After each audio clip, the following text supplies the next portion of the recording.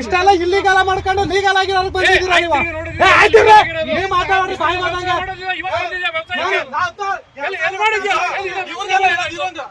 ಏನು ನನ್ನ ಮೇಲೆ ಕ್ರಿಮಿನಲ್ ಕೇಸ್ ಇತ್ತು 2016ರಿಂದ ಕ್ಲಿಯರ್ ಆಗಿದೆ. ವಕೀಲರೇ ಹೇಳೋದು ಕೇಳಿ. ಈಗ ಇಲ್ಲಿ ಯಾರು ವ್ಯವಸಾಯ ಮಾಡಂಗಿಲ್ಲ. ಅದೇ ವ್ಯವಸಾಯ ಮಾಡಿದ್ದೀರಾ? ನೀವು ವ್ಯವಸಾಯ ಮಾಡಿದ್ದೀರೇನ್ರಿ ನೀವು?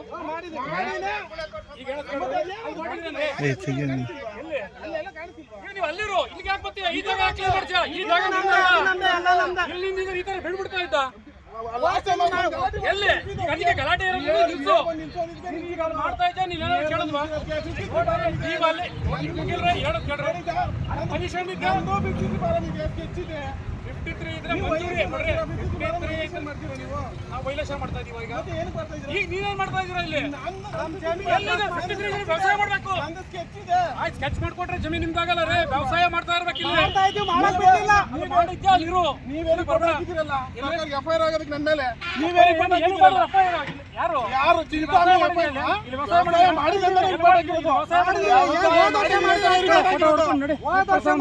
ವ್ಯವಸಾಯ ಮಾಡಿದ್ದೀನಿ ಅಂತ ಎಫ್ಐಆರ್ ಹಾಕಿರೋದು ನನ್ನ ಮೇಲೆ.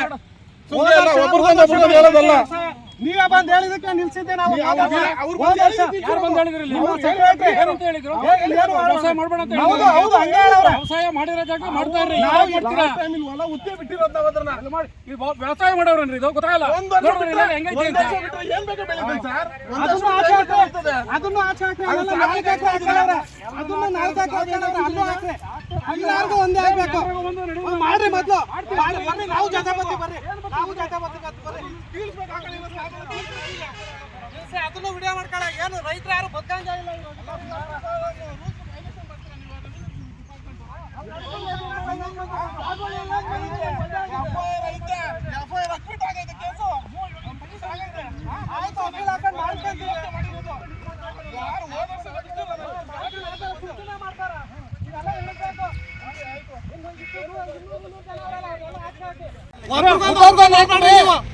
ಅರ್ಥ ಆಯ್ತಾ?